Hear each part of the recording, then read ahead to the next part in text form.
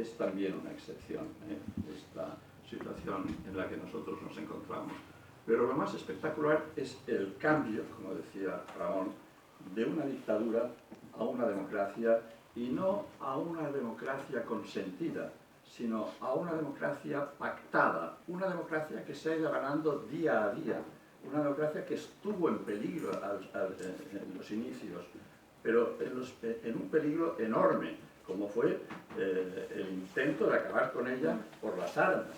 Es decir, una democracia en la que se ha consolidado la figura del jefe del Estado, en la persona del monarca, que ya ha tenido, es decir, su propia sucesión. Es decir, dos monarcas en estos 40 años que han respetado absolutamente el orden constitucional y que han sido garantes de los mismos, que han sido la voz externa del Estado, sin inmiscuirse en ningún momento en la cuestión interna, que ha quedado en manos de los responsables políticos. Estos responsables políticos, y ayer aquí se presentaba un libro, ahora hacía mi compañera de la mesa una referencia a lo de Atocha, se presentó un libro de Fernando Jáuregui sobre los abogados que hicieron posible la transición. En esta casa se discutieron las terceras vías. Fue el lugar donde se celebraron. Las terceras vías y los pactos de la Moncloa son las bases de la Constitución. Solé Barberá, que procedía del comunismo, de la clandestinidad, pero del comunismo estalinista, es decir, hasta personas como Antón Cañellas, que introduce por vía de enmienda oral nada menos que el segundo párrafo del artículo 10 y convierte los derechos fundamentales, que son la parte dogmática de nuestra Constitución, en algo de aplicación inmediata, sin necesidad de pasar por la transposición de los convenios internacionales del artículo 93 y siguientes de la Constitución. Algo absolutamente insólito hasta ese momento en las constituciones de nuestro entorno. Es decir, el reparto territorial, ¿qué eran antes de esos momentos?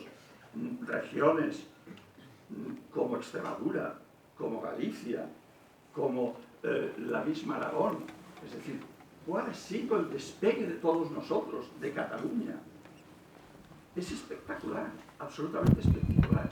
¿En qué lugar nos encontramos en cuanto a protección de derechos humanos, no solamente de los nacionales, sino también de los extranjeros? ¿Cuál ha sido el nivel de educación? ¿Cuál ha sido el nivel de alfabetización? Los que somos más grandes, de mayor edad, y Ramón lo recordará, cuando hacíamos el servicio militar teníamos que enseñar a leer y a escribir a decenas, a centenares de chicos de 21 años que no habían pasado por las escuelas. Hoy, ¿qué personas no han pasado ya por las escuelas?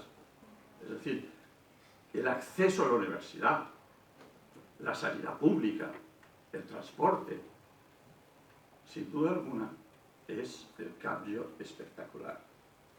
Hemos sufrido una crisis espantosa con el terrorismo de ETA. La democracia ha resistido, ha podido el derecho contra las armas. Ha costado mucho esfuerzo. El Tribunal Constitucional ha tenido un trabajo ingente a lo largo de estos años, de interpretación de la Constitución, de encaje de lo que es el ordenamiento jurídico, a través no solo de los recursos de amparo, de las cuestiones de constitucionalidad planteadas por los jueces y tribunales de este país, para decir, ¿es esto constitucional? ¿Es esto inconstitucional? ¿Debemos aplicar o no este determinado artículo? Ha habido un debate jurídico. Lo que no se puede hacer es salir del marco de la Constitución, porque en ella, como decía Ramón, todo está permitido, incluso atacarla, pero siguiendo las reglas, incluso desear una involución, incluso desear la segregación. Pero lo que no se puede es pasar por encima de todos. No se puede pasar por encima de todos. el respeto de las mayorías es algo fundamental. La convivencia es esencial en las familias, lo es también en el Estado, lo es en la comunidad internacional. La participación de España en la comunidad internacional, no hay más que verlo, no hay más que repasar los periódicos. Esto es realmente lo que ha conseguido nuestra Constitución. ¿Que es susceptible de mejoras? Probablemente sí, probablemente sí. Pero sin embargo, yo creo que lo primero que tenemos que hacer es recuperar en el ideario y en el imaginario español la importancia que ha tenido para que podamos manifestar cada uno de nosotros lo que realmente queremos y lo que realmente entendemos debe ser la convivencia entre iguales.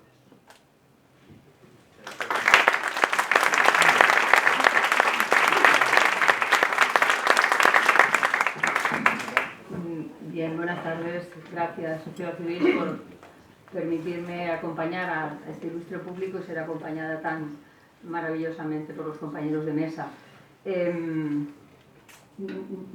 Como ya mis compañeros han dicho, y yo imagino que compartimos todos, cuáles son los valores que claramente nos ha transmitido y simboliza esta Constitución, me gustaría añadir alguna cosa. Está claro, todo lo que se ha dicho forma parte de ese bagaje de 41 años con un trufado de éxitos, como no puede ser de otra manera, como demuestra la sociedad en la que vivimos, también con sus defectos, que seguramente son los que nos llevan a los conflictos que ahora tenemos.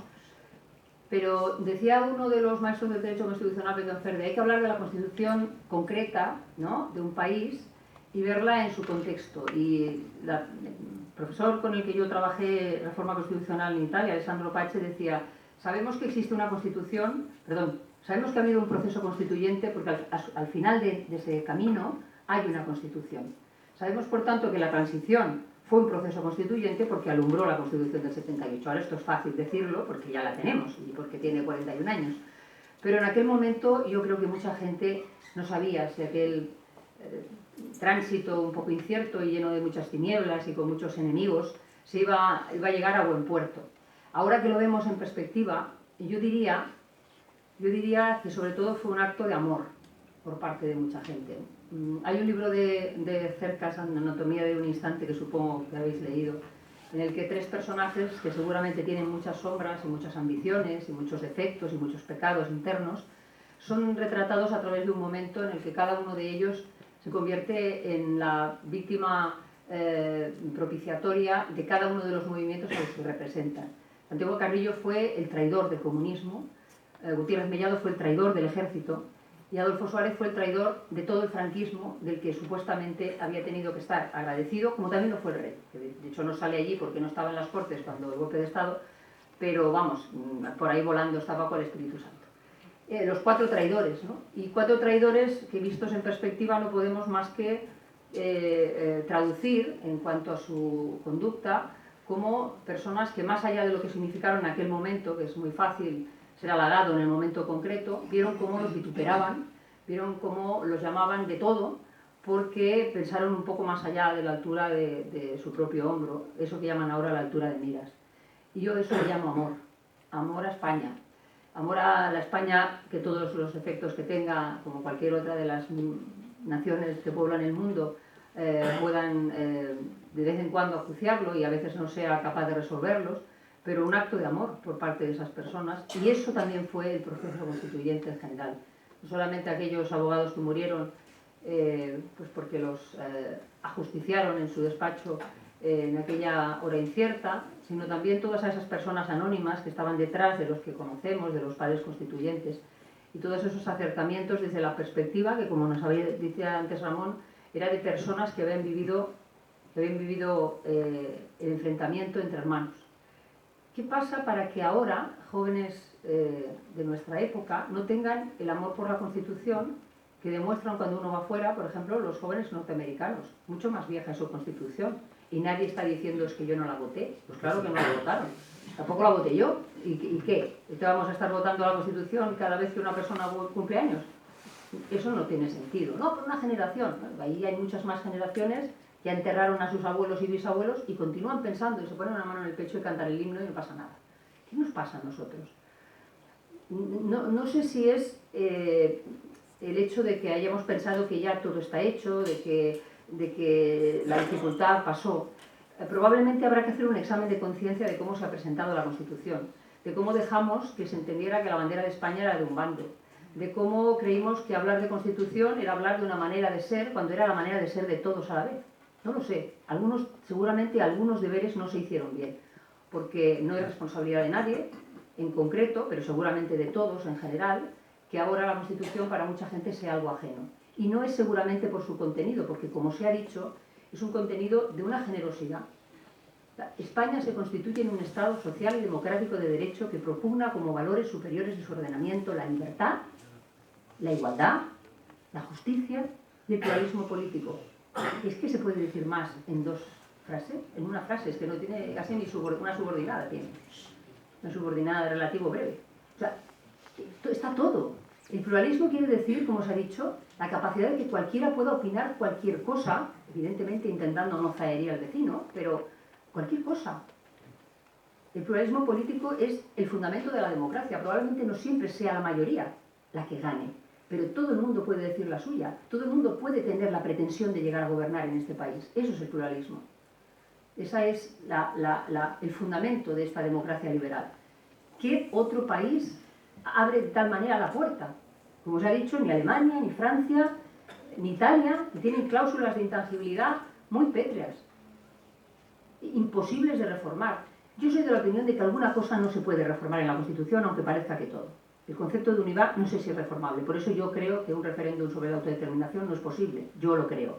Ya sé que no todo el mundo en mi gremio lo comparte, pero creo que hay un principio fundamental, que es que si a Dios le dices que es omnipotente y la omnipotencia lo utiliza para, con una varita mágica, romperse la cabeza y desaparecer, ¿verdad que no es omnipotente? Esto lo decía Ignacio de Otto, no es mío.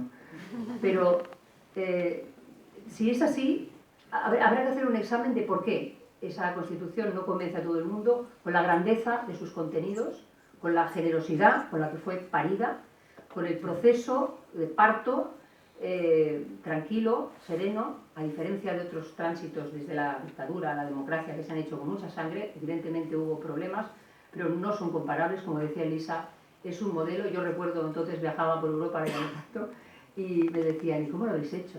Digo, yo qué sé, lo hicieron unos cuantos valientes y los demás miramos con una cierta cara de pasmo la capacidad que tiene alguna gente para inventar la vida. En cuanto a los derechos y las libertades, por tanto, está a la altura de cualquiera. Evidentemente ahora habla de telegrama, ¿no? El secreto de las comunicaciones, los telegramas. Claro, los chicos jóvenes el telegrama no saben ni lo que es, pero ya se entiende que está hablando del secreto de las comunicaciones, ese que, por cierto, seguramente habrá que revisar, porque lo del secreto de las comunicaciones en la era de Internet, de las redes sociales y del ciberleviatán, del que habla Lasalle, no sé si es posible.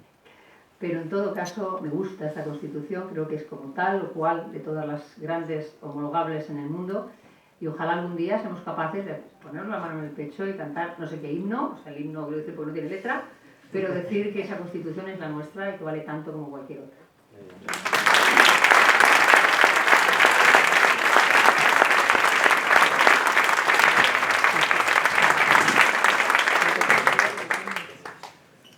Muchas gracias a la sociedad civil por la invitación. Yo me siento absolutamente empequeñecido en una mesa en la que hay dos vicepresidentes del Consejo del Tribunal Constitucional, que son de los que hemos aprendido Derecho Constitucional, porque es el órgano que interpreta la Constitución, con Elisa de la Nueda, a la que aprecio desde hace mucho tiempo, y con la profesora de Derecho Constitucional, Monse Herrera, con lo cual me siento absolutamente empequeñecido. Y también ahora el último comporta de que vamos ya se ha dicho prácticamente todo y no tenemos que repetirlo. Efectivamente, yo tenía 16 años cuando se aprobó la Constitución, con lo cual ya era consciente de lo que estaba ocurriendo y además me gustaba el conocer. Pero yo pediría un ejercicio de ponernos en aquella época. No había el divorcio en España aún, fue en el 81. Hagamos un esfuerzo para ponernos en aquella época, para entender lo que hicieron los constituyentes, para entender que ese ejercicio de consenso, de ceder todo el mundo para conseguir un texto que se adaptara a las necesidades de nuestra sociedad. Y se ha adaptado tanto que ha durado 41 años. Miren, el mayor éxito de la Constitución es que estamos aquí en el mayor periodo de paz que ha tenido España. Ese es el éxito de la Constitución. Porque al final es una norma de convivencia. Y si tenemos una norma de convivencia que funciona, la sociedad funciona. Y todos los anteriores han estado hablando de lo que hemos avanzado en España. Pero recordemos, en el 78 no existía nada. Y miren, la parte de derechos fundamentales que todos conocemos y que quizá, bueno, decíamos de verdad qué pasa con la gente que no aprecia esa. Yo creo que no la han leído. Yo creo que es que nos hace falta que en la educación, en la enseñanza, haya un estudio de la norma básica de nuestra convivencia. No puede ser que en los colegios no se estudie detalladamente esa norma básica de nuestra convivencia, porque es la que nos permite luego avanzar. Entonces, pues yo creo que no lo han leído, porque aparte de la parte de derechos fundamentales, que todos reconocemos y que todos conocemos, la derecho a religión, hay una parte extraordinaria para mí que creo que la gente desconoce, y además, si la leemos, nos sorprende que en el 78 pensaran en todo esto. Estamos en la parte del título primero, en el capítulo 3, ¿no? En el cual ya en el artículo 39 se habla incluso de hijos fuera del matrimonio, que en aquella época, es que pensemos, no había el divorcio, y se habla de la protección de la infancia. Pero tenemos, pues, desde la protección de la seguridad y higiene en el trabajo, o sea, lo que son derechos de tercera generación, derechos fundamentales de tercera generación, que nuestra Constitución ya recoge. Y que hay muchas constituciones, y creo que los especialistas en derecho constitucional saben mucho más que yo, que muchos países de nuestro entorno siguen sin recoger. Es una Constitución avanzada, que nos ha permitido precisamente avanzar en nuestra sociedad. Pero es que estamos ahora en la cumbre del clima. Es que nuestro artículo 45 de la Constitución ya recoge la protección del medio ambiente. Claro, es que estamos en una Constitución absolutamente avanzada.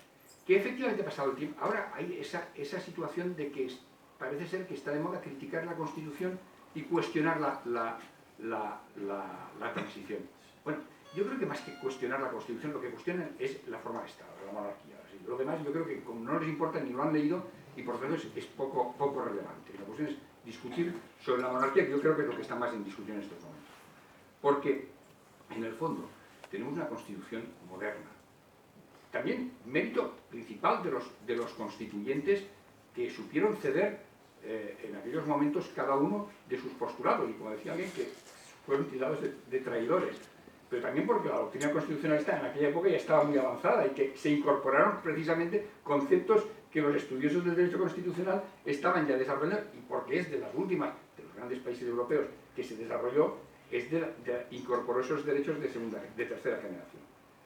Que efectivamente, yo digo, muchas veces pongo el ejemplo, nuestras instituciones, que se regulan por nuestra Constitución, tienen un buen motor, que es la Constitución, que efectivamente nos falta hacer chapa y pintura, y que por lo tanto, pues necesitamos quizá esos retoques de chapa y pintura, pero que tenemos un buen motor, y con ese buen motor, yo creo que con esa posible reforma de las necesidades, porque las normas no son inamovibles, las normas tienen que adaptarse a la sociedad, y las sociedades avanzan, y las normas jurídicas que no se adapten a la sociedad están encaminadas a desaparecer. Pues nuestra Constitución, pues si es necesario, tendremos que adaptarla a las necesidades de nuestra sociedad. Sobre todo, pues supongo que lo hablaremos después del artículo 57, que quizá es el que, por suerte, por cuestiones de nacimiento no ha sido necesario, pero que quizás es el que requiera una mayor urgente reforma por el tema de la previdencia del varón. ¿No?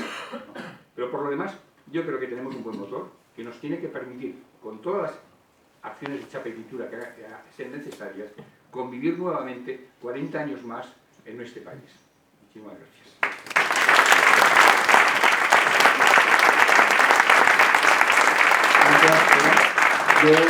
Yo les pediría un favor que no aplaudamos entre intervención para ganar ritmo y así poder irnos a casa después de habernos preguntado muchas cosas. Mañana también. Yo ahora querría preguntarles, aludiendo un poco al título que le hemos dado al acto, ¿no? Al debate, que es la Constitución en tiempos de polarización. Hemos hablado de la cuestión del tiempo, cómo podía afectar a las constituciones, la idea de permanencia contra la idea, digamos, de adaptabilidad, pero En estos tiempos de polarización creciente, donde hay muchos ciudadanos que se sienten como desplazados ideológicamente hacia los extremos, y más allá en muchos casos en que algunos de ellos o bastantes de ellos incluso dejan de aceptar en alguna medida los elementos fundamentales de lo que es una democracia liberal y pluralista, o sea, que no se sienten a gusto en esa idea, ¿no se hace eso como contradictorio con la idea de la reforma constitucional precisamente por eso? Porque creo yo que la transición de alguna manera fue una época como de centramiento, de una época en que hubo esa generosidad a la hora de reconocer al opuesto, al rival político, pero ahora en estas épocas no es un poco contradictorio o le pedimos algo excesivo a la idea de una reforma constitucional cuando desde la política quizá no se está trabajando para conseguir el clima necesario para llegar a eso. Y por otra parte, si abordamos la idea de la posibilidad de la reforma, teniendo en cuenta esta idea de la polarización, ¿ha pasado algo en los estos 41 años dentro de la política y la sociedad española que nos haga pensar que es necesaria esa reforma constitucional? ¿Estamos en condiciones de hacerla y en qué dirección se debería llevar a cabo esa reforma? Yo no sé si no sé si es estrictamente necesaria una reforma de la Constitución. A mí me parece que cualquier cosa que se petrifique no es excesivamente útil a la larga, pero la polarización y a lo que se refería, vamos a ver, a mí me da la sensación que el desconocimiento de la Constitución es tal en nuestro país que es muy difícil saber para qué sirve. Y entonces se ha hecho una referencia a los Estados Unidos. Se hizo una encuesta en los Estados Unidos a la gente y le leían trozos de la Constitución y pensaban que era comunismo. Es decir, y era la Constitución norteamericana. Eso que se enseña en los colegios, pero quizá no se entiende, y ahí la Constitución va unida a ese sentimiento patriótico que tienen los Estados Unidos, que lo representa la bandera y la mano en el pecho. A mí siempre me ha hecho mucha gracia eso de la mano en el pecho. A mí desde pequeño me dijeron que cuando se izaba la bandera lo que se tenía que hacer era uno ponerse firme y bajar los brazos, es decir, nada contra la bandera, es decir, ni manos al pecho ni nada, es decir, bien, son unos implícitos que a veces tiene la sociedad. Si leyésemos la Constitución, nos sería muy difícil pensar que hay que crear mesas de diálogo. No sería muy difícil pensar que hay que crear mesas de diálogo, porque es que las mesas de diálogo están previstas para el gran ordenamiento y para el subordenamiento. Son los parlamentos, son las comisiones de los parlamentos, son las proposiciones de los distintos partidos políticos para modificar las leyes. Es la necesidad de modificar las leyes y de hacerlo además conforme a las exigencias del legislativo. No ceder al Ejecutivo para que por medio de decreto ley legisle, es decir, que está previsto para casos de urgente y necesaria necesidad, ¿no? Bien, pues si nosotros cogemos los instrumentos jurídicos que nos da la Constitución, nos permite vivir la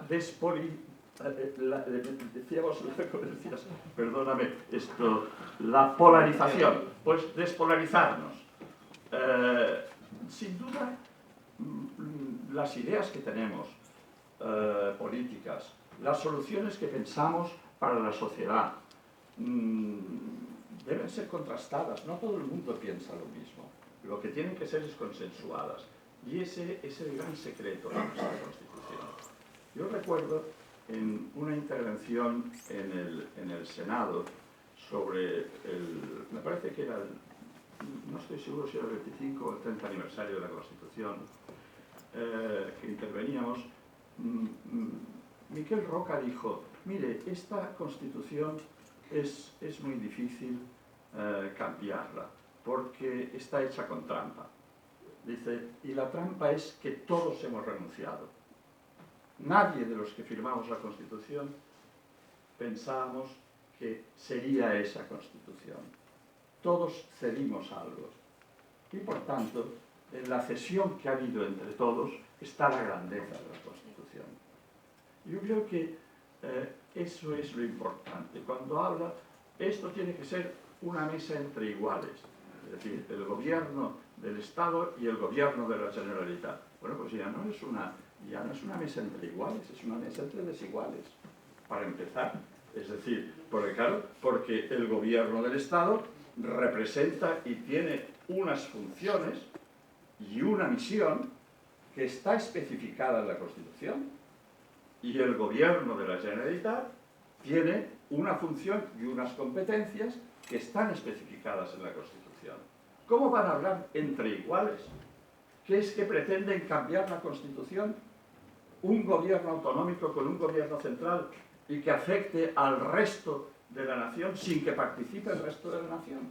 Eso sería es un disparate. Bueno, pues la gente se cree que se puede hablar así. Es que puede hablar entre iguales. Es decir, el ayuntamiento de Seva, donde yo tengo la segunda residencia y que quiero y adoro con la Generalitat. Es que se puede sentar el gobierno de la Generalitat con el gobierno municipal de Seva a hablar sobre una cuestión de distribución de competencias. No, no puede ser. Es decir, y la Constitución es esa... no me gusta llamar arquitectura ni ingeniería, no hay ingeniería financiera, ni ingeniería jurídica, ni arquitectura jurídica, hay ordenamiento. Nosotros nos movemos por el ordenamiento jurídico, ¿no? Cuando digo ingeniería jurídica, que soy malo, o ingeniería financiera, digo, eso no, eso es otra cosa, ¿no? Bueno, pues nuestro ordenamiento, que se hace a base de consensos, a base de cesiones, a base de aportaciones para la construcción de una sociedad en paz, eso realmente lo tenemos. Es nuestro instrumento. Salirnos de ese instrumento es forzar las cosas y es, a la larga, pervertirlo. Mejorarlo es una verdad. Es una verdad. Es decir, cuando hay una situación como la que nos encontramos en estos momentos, pues no podemos decir que en Cataluña no ocurre nada, que pase lo que pase y esto, cierta justicia pelea al mundo, ¿no? No. Es decir, no. Lo que tenemos que hacer es ver cuál es el problema, tratarlo políticamente por parte de los partidos, pero en el momento de pactar, en el momento de decidir, en el momento de consensuar, tiene que hacerse a través de las instituciones que tiene previsto el Estado para ello. Y esos son los parlamentos, las comisiones bilaterales dentro de lo que establece también la Constitución, es decir, la comisión bilateral entre Gobierno y Generalitat existe y está en el Estatuto de Autonomía de Cataluña, y tuvimos un gran debate sobre ello, un gran debate enormemente rico entre nosotros, y dijimos, ¿cómo no puede existir una mesa de diálogo, unas comisiones que son bilaterales, pero no excluyentes de los otros? Es decir, para aquellos aspectos que se refieren a lo específico y a lo permitido por el ordenamiento.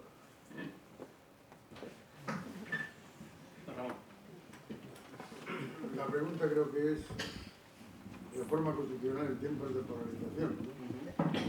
Bueno,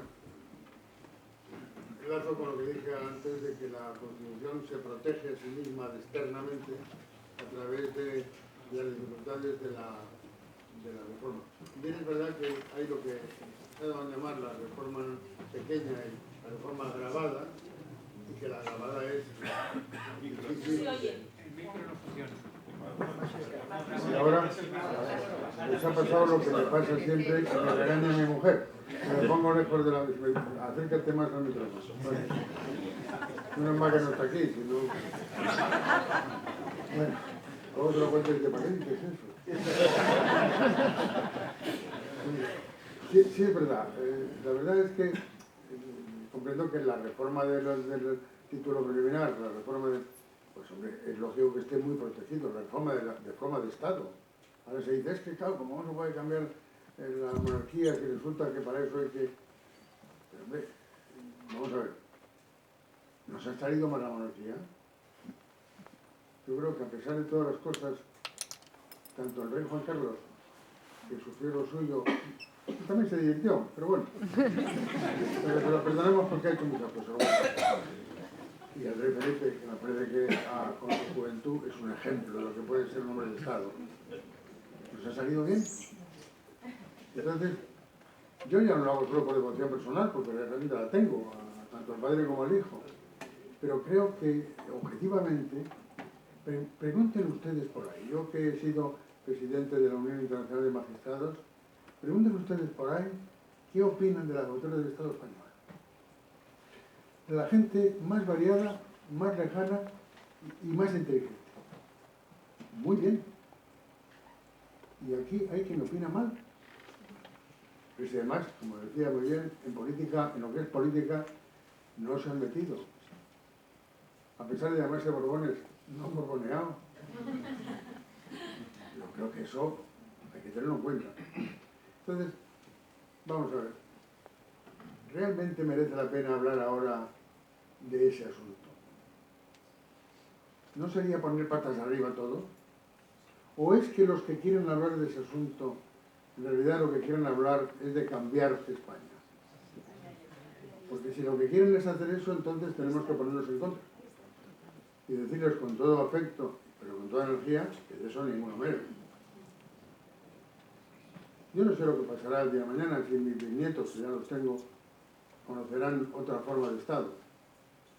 A Inglaterra no le ha ido mal, ni a Bélgica, que tiene muchos problemas, ni a Holanda, ni a los países escandinavos. A ver si va a resultar que tenemos una cosa muy buena, porque no creo que sea nuestra monarquía peor. Yo creo que en algunos casos es mejor. Y luego además tenemos un Estado poderoso, tenemos un Estado, tenemos a una persona en una situación muy mala, está en la cárcel aunque esté en una situación, que es un pariente del rey. ¿Eso pasa en muchos sitios? No. Eso creo que también tenemos que tenerlo en cuenta. Tenemos un Estado capaz de hacer una cosa así. Unos tribunales que no tienen ningún empacho en aplicar la ley a quien sea. Pero eso hay que conservar. Reforma de la Constitución. Pues hombre, alguna reforma habría que hacer.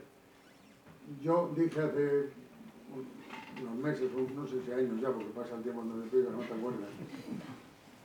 Hombre, yo creo que la única reforma de lo que era la preeminencia del varón en la sucesión de la corona, yo de momento no veo a doña Leticia embarazada. De forma que urgencias tampoco hay. Tenemos una princesa de Asturias, que yo creo que va a ser reina, que da gusto verla y oírla. Otras cosas, pues bueno, yo por ejemplo cambiaría el nombre del presidente del gobierno por primer ministro de su majestad. Muy bien. Para evitar algunas cosas, como por las que están pasando ahora. Sí, no entro en esa cosa, pero en fin, un señor que no se designan todavía, pues no lo designan todavía para formar gobierno, que ya esté hablando en público y a grito pelado, de hasta cómo va a repartir los ministerios, eso, si fuera primer ministro de su majestad, no podría hacer. Recuerdo aquella película, ustedes se acordarán, de la reina de Inglaterra, a mí me hizo mucha impresión, cuando a aquel primer ministro, que era monárquico pero menos, le dicen, pero el protocolo es que usted no espere usted a que la reina le pida, usted no proponga formar gobierno. Y cuando la reina le pida formar gobierno, usted ponga la rodilla en tierra. Eso no lo haré. Entonces no será usted primer ministro de su majestad. Y la tuvo que poner. Inglaterra, un imperio. Y sigue siéndolo. Nosotros no renunciamos a una cosa que tenemos buena, que es la monarquía. Naturalmente yo soy monárquico. Pero bueno. Yo lo he sido después, porque cuando yo era joven, yo no era republicano, ¿no? Pero a mí con la comparación es que es estupendo. Bueno. Polarización. La polarización, bueno, una cierta polarización siempre existe. Es decir, es inevitable hasta una comunidad de propietarios. Yo no sé si ustedes han tenido esa experiencia, yo la he tenido. Hasta una comunidad de propietarios siempre hay unos que están a favor de que se arregle el ascensor y otros que porque viven en los bajos dicen que no hace falta arreglar el ascensor. Bueno, esas, a veces por diferentes, incluso hay ideologías influyen en algunas relaciones humanas. Bueno, pues eso es natural, y por lo tanto tampoco hay que escandalizarse por eso. Lo malo es cuando se agudiza, que es el fenómeno que estamos ahora padeciendo, se agudiza. Entonces, inevitablemente, se produce la acción y la reacción, que es un fenómeno físico. Y entonces, cuando hay unos que quieren hacer una cosa en un sentido exagerado, surgen otros que exageran también en sentido contrario. Y eso es lo que hay que buscar, no buscando el centro, que eso del centro no existe. El centro depende de dónde se pongan los demás. Te pones donde te ponen los demás. Y si los demás se van mucho a la derecha, tú no puedes estar en el centro nunca.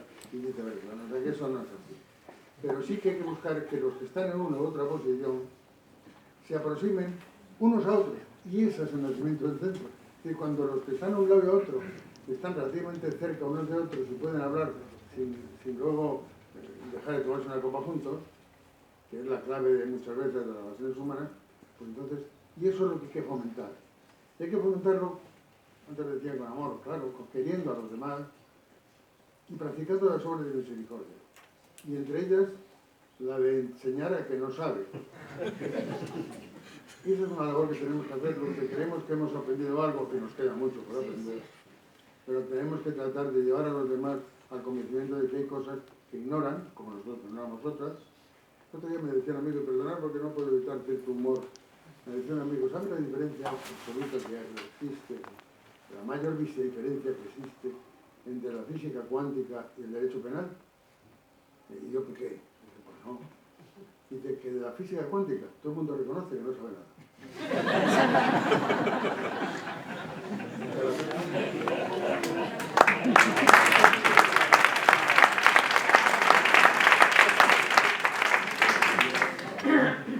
Sí, bueno, yo no soy monárquica, pero sí que me parece que hay una cosa que de cara a una posible reforma constitucional habría que tener en cuenta, que es lo que funciona, como bien dice Ramón, y lo que funciona peor, ¿no?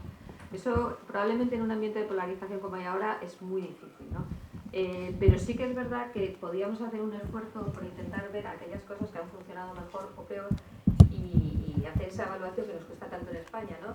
Por ejemplo, toda la cuestión territorial.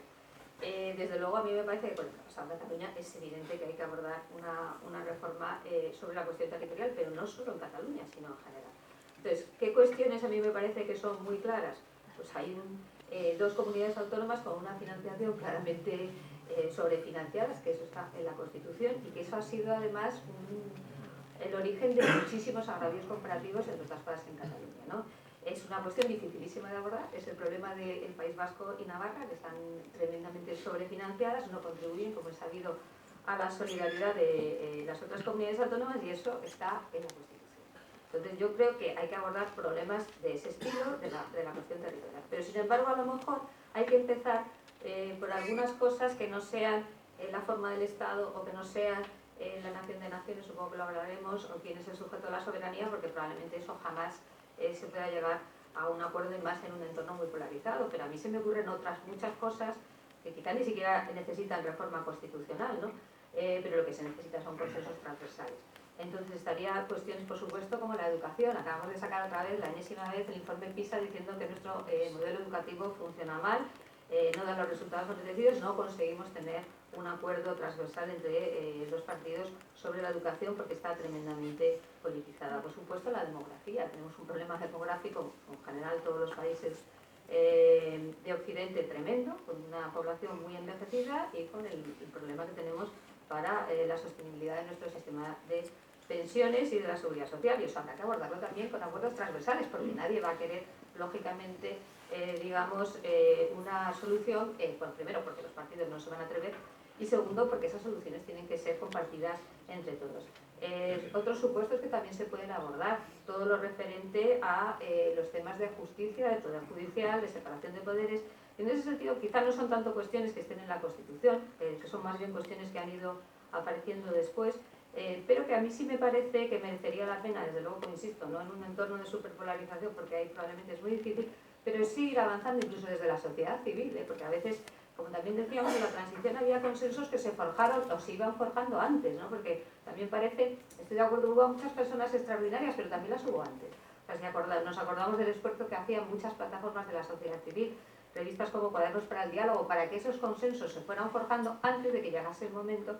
Yo creo que eso también está en manos, muchas veces, como digo, de la sociedad civil y de la ciudadanía, ir forjando esos acuerdos, esos consensos, para que después, en el momento que políticamente sea posible, que probablemente no es este, llegar a esas reformas, ¿no?